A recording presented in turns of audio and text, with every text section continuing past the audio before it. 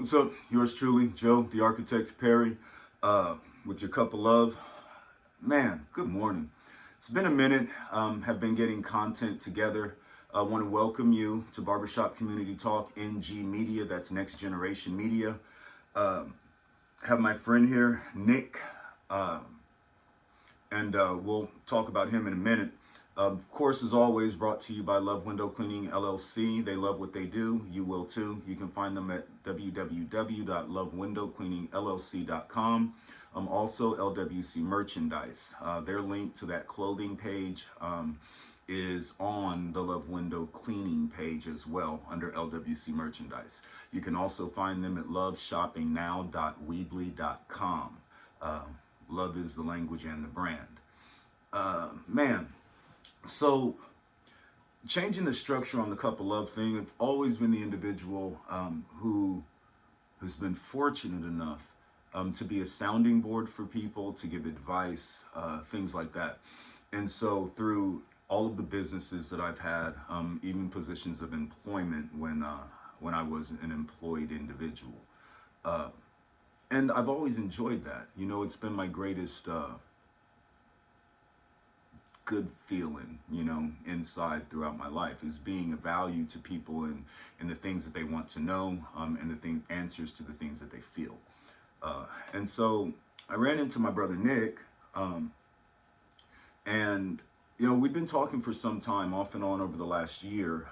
My business was servicing a business that he worked at, and I did not know that this man had a Twitter channel called Evil Yankee Empire, that talks about the New York Yankees and their moves in the season and stuff like that. And it's a pretty happening page. And then he has a Night Owl 80s Gaming. Correct. Okay. And so you can find that on Facebook. And you know, we started talking about some things when the vaccine came out, actually. And I was telling Nick about my reservations because of the lack of knowledge and true understanding um, of everything that's happening. And that lack of transparency has led to a lot of confusion, not only in the policies, but in the understanding of how we should be engaging throughout the epidemic, and now that we are coming post-crisis of the epidemic. And so Nick gave me a very interesting story, and it blindsided me because in the news, they're saying that it's not possible to reinfect, and if you've had the vaccine, etc. But Nick, when I walked into that store that day, what did you tell me? I told you that my best friend's dad and his sister, so brother and dad's sister, Mm-hmm. sister came up to visit him, and they both got COVID after getting the vaccine. Okay, now let's walk back through that. Dad's brother, sister, right? Correct. So we're talking about your dad or his brother. They got vaccinated. I'm talking about friend's dad's sister. Okay, so Dad got vaccinated. dad got vaccinated. Your friend's dad got vaccinated. Correct. His sister came. Correct. Had she been vaccinated? Not to my knowledge. So he had been vaccinated. Do you know for how long he had been vaccinated? 3 weeks. For 3 weeks. So he should have been out of that risk portion. And then sister travels from where?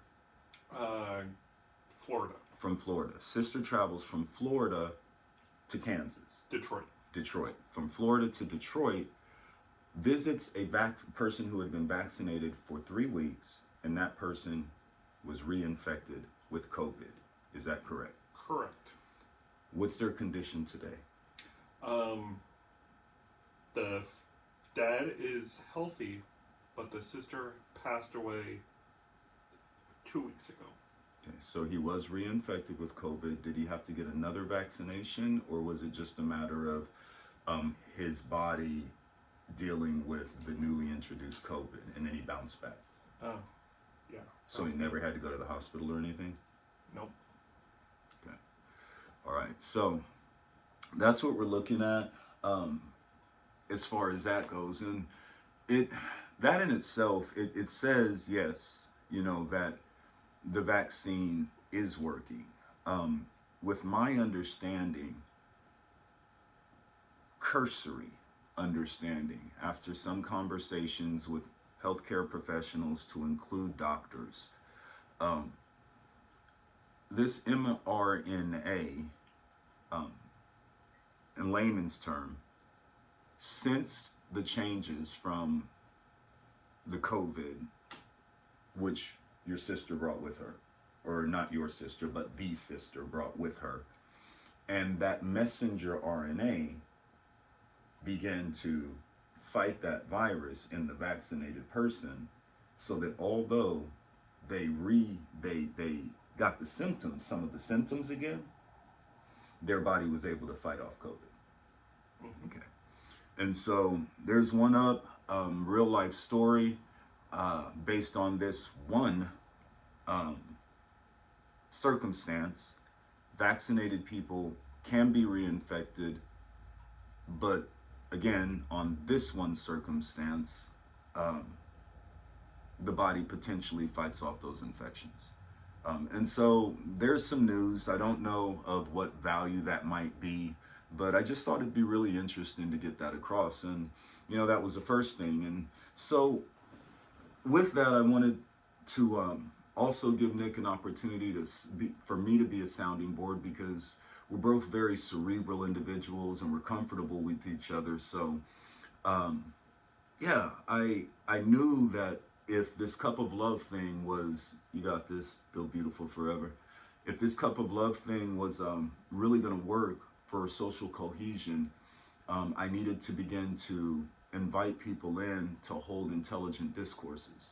In your segment with the proverbial white people, they have questions sometimes about the proverbial black condition, right? Correct. And sometimes it seems like, for me, because I have been a sounding board for some, and there's always these apologies. I don't want to offend you, or can I ask you something, etc. So a lot of times there's an uncomfortable feeling when some people are seeking information from other cultural groups. Correct. Okay. And that's natural. I mean, personally, I think that's natural. We're all human, and unfamiliar environments are unfamiliar. Do you think that the state of our union increases the apprehension at holding conversations like this, like where we are right now? Sometimes, yeah. Yeah. Well, let's run back to a conversation we were having. You asked me, what did I think about Black Lives Matter? What did I think about Black Lives Matter? And so we're going to start there, because why not?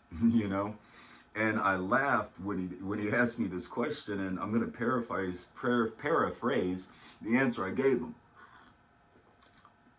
I said, let me ask you a question. I said, let me tell you something. If I had 100 cow and I was taking them to the market at $800 a piece, and I only came up with 99 cows, that $800 cow matters because of its revenue. It's a resource. It provides to the total body of 100 cows. Now, the cows are in their pen. They're no longer at risk. That cow matters, even if it's outside of the fold. And Nick had said that if you put the other cows at jeopardy, right, for that one cow, then it would be a problem. I think we might have been using sheep as an analogy, right? No, we were talking about something else, but I mean, what was? Talk to me then. I thought I was on the same thing. On that, I was talking about basically the fact that Colin Kaepernick knelt down and he lost his career, mm-hmm. but then 2 years later, mm-hmm. it changed because 2 bad cops killed 2 black people. Mm-hmm. And so you're saying what he did was more accepted when that happened? No, Like, he lost his career. Right. Colin Kaepernick did. Lost his career for saying that there was injustice, right? Correct. And then the injustice was magnified when those police officers did what they did. Correct. All right. So, how does that, for you, how does that relate to the BLM thing? I mean, like, for instance, well, I'll ask you, do you see the value of my analogy there? I mean, not saying that the men who passed away were cattle worth $800, although we are in a form of chattel. People refer to it as chattel slavery or something like that, but chattel. But the bottom line is that at that point in time, those lives were lost. Those cows were lost. That human resource was lost, right? Mm-hmm. And someone prior had tried to bring that condition to light, right? So what does that mean to you? I mean, what do you see in that? Is that okay? Is that just the way that it is? What do you think can change? So, putting me on the spot, kind of. With love. With love. So, another conversation we had was about your past. Mm-hmm. And I thought about, I went home and thought about that. Mm-hmm. Have you ever had to run a stop sign or stop lights because of the color of your skin? Have I had to run stop lights or stop signs because of the color of my skin? Mm-hmm. I've never ran a traffic light because I was dark skinned or because of the color of my skin. No. And I don't understand the relevance. It's like, so I'm driving down the street and I see a traffic light, and because I'm brown, I run the light. Because you know the street you're on. Because I'm familiar with the area? Well, I'm just saying. So I have. I mean, actually last week, and it wasn't because of the color of my skin. It was because when the light changed, I was stopped short. I had my son in the back car, and I didn't want to throw him up against the back of the seat. So I went ahead and let off of the brake. And as I was moving through, it was necessary and proper, not to cause injury to my child.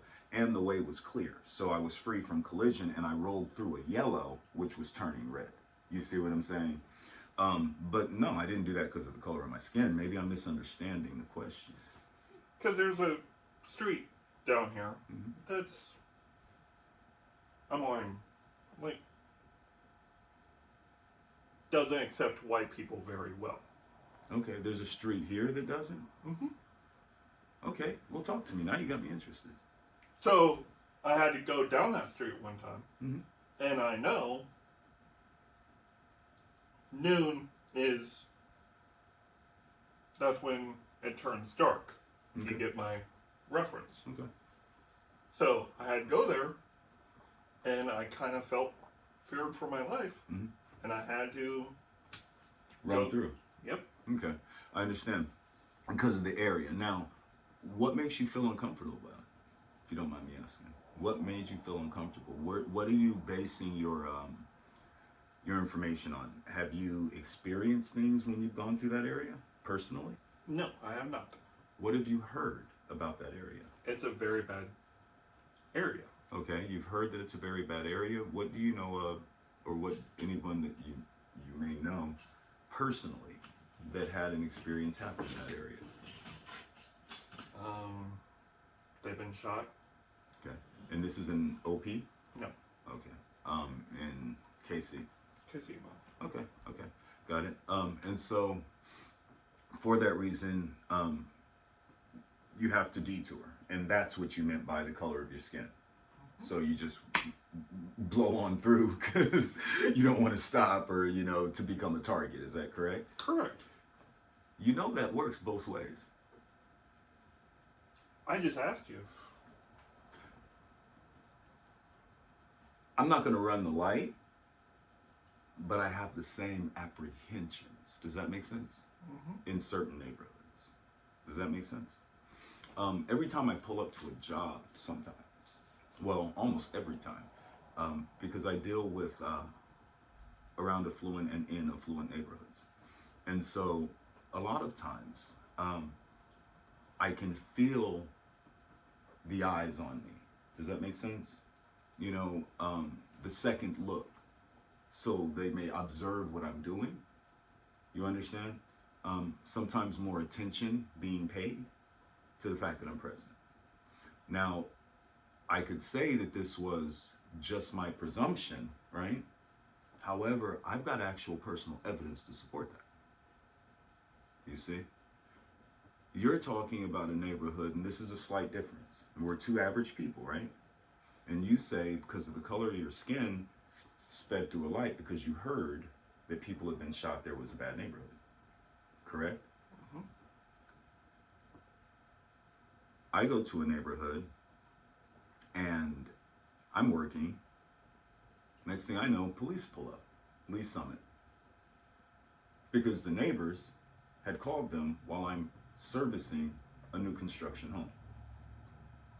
I want to remind you of Ahmaud Arbery, okay, who was jogging and supposedly was there and then started running and everything else.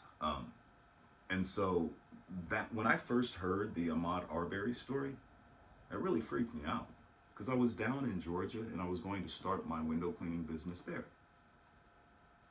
So I was always in new construction areas, you see, driving around these areas just to get numbers of the builders, etc. That could have been me on any day. Do you see? Okay? Because I pull up in a business capacity, walk up onto a construction site, I have business there. If I looked around, tried to locate something, maybe walked into the garage and tried to find a piece of paper with the address or the builder on it. Because this is my business, I know that's possible. Now, if someone were to observe that and approach me in a manner as if I had done something wrong, you understand? Well, who knows? In the Lee Summit story, yes, the officers did pull up. You know, I was with a quote unquote white woman, but where the job was happening, and she engaged with the officers, not me. I've had officers say that, and I won't disclose the officers' names, however, indicated that they actually get calls from people because there's a black man walking down the street. Do you see? That's the difference. For me, is that there's three specific examples of either boots on the ground or personal experiences. Whereas my fear could have been realized. Does that make sense? From the officer coming up on the job, if I didn't have someone to maybe intervene for me, right? How long would I have been detained until they determined that I was supposed to be there? When I had business there and was under the employment of the builder itself. You see? So I guess what I'm saying is that when you go through that neighborhood, your perception brings you fear.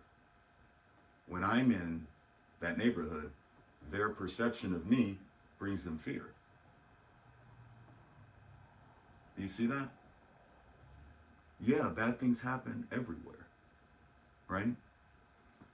But without like being able to communicate, you know, it's never good to make a decision out of fear, right? So we take a deep breath and we realize, what is there to be afraid of? Is someone actually threatening me right now? Is it my gut that's saying I'm in danger? Or is it my head that has me in fear, thinking I'm in danger? Do you see what I mean? And then we begin to get past those things. Now, bad things happen all the time. You know, I'm not saying that this is 100% foolproof and you're not going to run into either dark-skinned people, light-skinned people, Hispanic people, whatever you want to call them. Any genus of the human species can do anybody harm at any given time. Does that make sense? So if you went through a Hispanic neighborhood, would you feel the same thing? Mhm. And that's what I'm saying. And that's what people say about xenophobia, right? The fear of other cultures, the fear of other nationalities. I mean, as long as it's like, as long, I guess, if I'm being told, hey, that street's a bad street Mm-hmm. full of Hispanics, Right. yeah. But if you go, there's a, your neighbor is full of Hispanics, cool, whatever. Mm-hmm. You see what I mean? So if your neighborhood is, you're just living there. I mean, I've got Hispanics all around me. You know what I mean? I've got all kinds of people. I'm in an apartment complex. You see what I mean? So it's like, but if you went to another area, it doesn't mean that all of a sudden, because it's, again, I'm saying it's because you're out of your element. So now the things that we have been told start to take effect. And are these fear-based decisions, or are they real understanding? Do you see what I mean? I think we've got a lot of fear-based decision making happening for us because of all of the things that are put on us to incite or elicit the fear through a lack of understanding, which is why we're having this conversation. You see what I mean? Here's to love, bro. All day. And so there it is, man. Do I think on the BLM thing, I think that it had a great concept. I think it was a fantastic concept. Where it went wrong, I do not know. But yes, I do feel like the quote unquote Black Life Matters and the White Life Matters to this degree. I think that if we explore more deeply what those terms mean and what they are associated with, that we can realize the value of doing away with the race question. Do you see? If you don't ask someone, are they white? Are they black? Then that false construct will cease to exist because you're no longer supporting it. Does that make sense? So as long as we support the ignorance, the lack of knowledge, the belief that race is rooted in science, biology, or anthropology, as long as we support this false concept, we're delusional. We're operating with faulty programming. Does that make sense? You can be a great computer, perfect computer, just awesome, top notch, right off the line. Somebody puts a faulty code in there, and all of a sudden it's malware, right? The computer can be great, but if you put the wrong information in it, if you put the virus in it, then it'll shut down the whole system, right? So you have to close off that virus so that it no longer, so if it's in your hard drive or it's here, you partition all that off so it can't keep going anywhere else, right? Close your ports, etc., correct? And that's what I'm saying we need to do with the race question. Box it in, period. I don't care about the critical race theory thing so much. I care about objective truths. That's huge. Because with those objective truths, we can start to do away. It relieves the tension that exists in those areas you're afraid of, and it relieves the tension that exists in those areas that I'm uncomfortable going sometimes. You see? I never look at people as colors. I can't anymore. I used to. That thinking doesn't even exist for me anymore. Can you see how that's possible? Mm-hmm. And it's a great way to be. I talk to you. You see me when I come through the neighborhood. Who do I not talk to? Nobody, right? And so that's where I feel we should all be able to exist. But if I don't live the change that I want to see, then it'll never happen, you know? I think by boxing in and taking out the race question, I think it allows us to have these kind of conversations a lot more. Does that make sense? And get to the root of just how hollow a theory it actually is, you know? I'd rather talk to you about, well, you're tall, you've got the red hair. I'd like to say, not Norwegian, but the Viking, what were they? Nordic people, the Vikings, um, and Irish. So tell me about your nationality. Italian. Italian. Okay, okay. With a little Irish. Okay, with a little Irish, and that makes sense.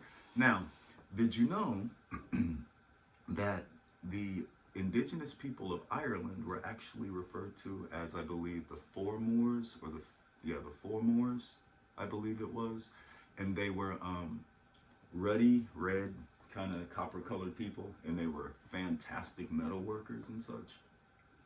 Those are the Aboriginal people of Ireland. You see? And then we could go through so many stories about the Irish history. You see? For the different, well, when the Moors were there, when St. Patrick and the Catholics came, you know, the great battle, it wasn't a great battle, but, you know, that happened in Ireland, in a city that the Moors were holding at the time. And when I say Moors, I don't mean like the Arabic people or whatnot that you see today. I mean another part of the house, a dark-skinned people. Does that make sense? We could talk about the history of the Moors, of England, of even the church in Italy, and world events that happened that shaped our society right here today. And we would only be having a conversation based on nationalities and groups of people. And only if we wanted a better description would we have to go into skin color. That's the world I want to live in. Let's just talk about the things that happened and what happened as a result of it. We're taking our eye off the ball if we're only looking at color. You see what I mean? Because I feel like what's against us as a people is so much bigger than color. You know? It's honestly about the human resource itself, and at the end of the day, money and power. And if we put that in perspective, I don't think any of us want to be a piece on the chessboard. You know? Nick, I appreciate you, bro. Exactly, right? and even to the chess. Hold on, pick a piece up. Hold on, pick yours up. I don't want to be a piece on the chessboard, you know? So that's where we're at, you know? Nick, I really appreciate you, man. Thanks for joining us for a cup of love. This is 27 minutes. Nick's going to be helping with the podcast and everything else coming up, so stay tuned. And we're going to have some really great conversations. We're going to invite some other people in. And man, this is just the beginning. Appreciate you. Build beautiful. You're the best. Yours truly, Joe the Architect Perry, and Nick, King of the Evil Yankee Empire. We're out.